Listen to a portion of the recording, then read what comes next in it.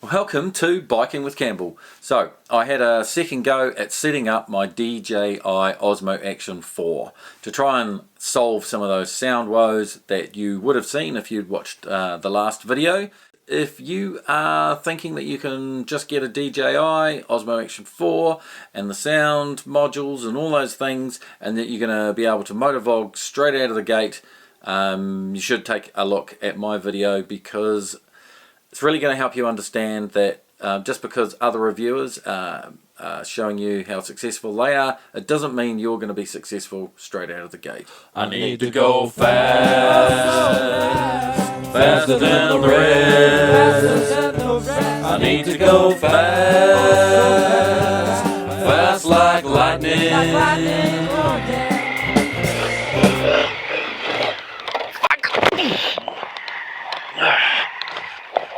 Well, feels not too good. Yep, that was a bit hurty. And my bike is a bit downhilly. Before we launch into my new motovlogging setup and settings for my DJI camera, if you're interested in seeing an honest review on the new CF Moto 450 MT, or you're interested in seeing my review on the 2016 Africa Twin, which may well be the last great motorcycle that has ever been built, or certainly will be built by Honda, then don't forget to subscribe and hit that notifications bell so you don't miss out, because they'll be coming up very soon. So yeah, this is the settings that I think is going to work and the setup that I think is going to work. Had a bit of a think, a bit of a muck around since I filmed that original clip, and I came to a few conclusions. One was obviously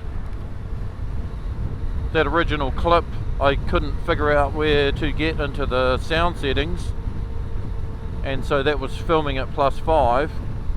And if you watch any reviews on this, you'll see people tend to set them up to -6 or -5 on the input level on the microphone. So I've done that. I've got it on -6 now. Image wise, I've gone into that menu. I'm assuming that I'm shooting on it now, and that it's in the Pro mode, and that is -2 sharpness, and I just left the noise reduction at 0. It's not the settings that it comes in as standard. I think it comes in as standard as +2 on the sharpness, which is a bit mad. So I think that's going to really help the image. I've just got I'm still running normal instead of D-Log. I don't want to muck around with D-Log. I think the image coming out of this on normal was good. So I am shooting at 30 frames per second, 4K, -2 sharpness, 0 on the noise. The microphone is set at -6 dB. I just thought I'd err on the super cautious side. And I've also taped up all of the vents in the front of my helmet, because I was like, maybe that is making a little bit of difference, even though they're only tiny little vents. So I've done that. And what I did was, so previously I had this plugged into a microphone, previously this microphone was stuffed into the cheek piece, and that was because I was using it with the X3000, and I was just really trying to reduce the amount of volume the microphone was receiving, because you can't change the amps on the X3000, and they're really hot, as you've heard if you've seen any of my other videos. And it just clips really badly. This was obviously clipping incredibly badly in the video you've just watched, but hopefully it will be better now. Anyway, so what I did was I've moved the microphone to right in front of my mouth, because what we want is less noise, less wind noise, so just trying to have that amp level set at that lower setting, but obviously we want to pick up the voice. And I've also noticed with this camera, and I think other cameras too, is It seems to have a better dynamic range when the visor's up. Like as soon as you sort of introduce things like having your visor down, having it all closed, you'd think the sound was better, but I just find it gets really kind of muffled and sort of boomy. Yeah, so with the microphone moved to right in front of my mouth, it's just sitting in the chin piece. The vent's blocked and the camera level set down. Hopefully we'll see if this is looking and sounding better. It's a very bright sunny day, so it might be quite contrasty, which is going to be, you know, if the camera looks good in this, it'll look good in anything.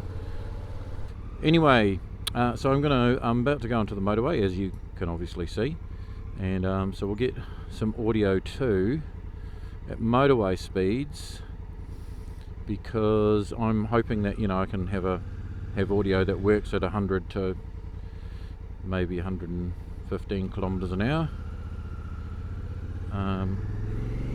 which is, you know, it's tricky. It's tricky for any setup. Man, so much traffic today. Yeah, that's a tricky thing for any microphone to deal with, is that amount of wind noise.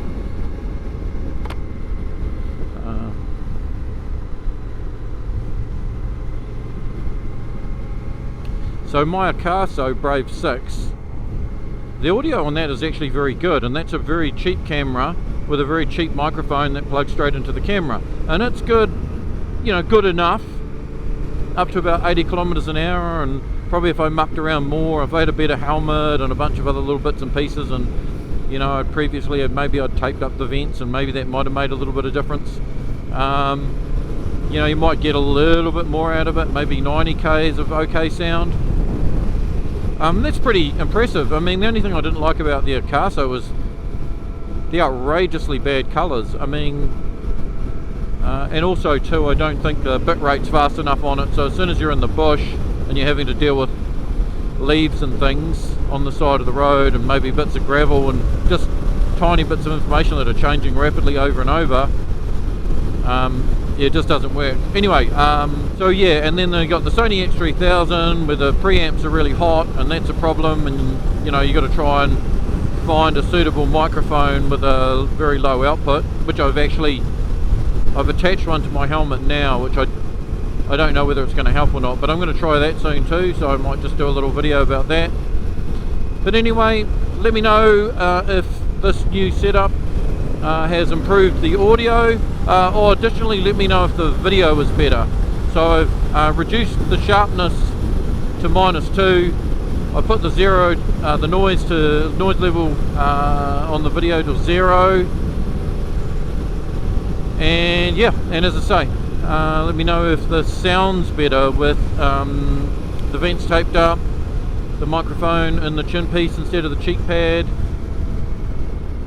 and running the amps at -6 dB. So that's it. There's my new setup with my sound, microphone in a different place, some slightly different camera settings. Tell me what you thought in the comments below. Tell me how you think maybe I could make it better. Do you think it's good? Do you think it's not good? Let me know if you think it's better than the Sony X3000. Perhaps you thought the footage on that was better. If you haven't seen my footage with the Sony X3000, check out my trip that I did with Nathan, the Expert versus Noob. There's part 1, 2, 3 and 4, and that's pretty much all I shot on my poor Sony X3000 before I moved on to this DJI, although I will be keeping my Sony as my backup camera and maybe my B camera.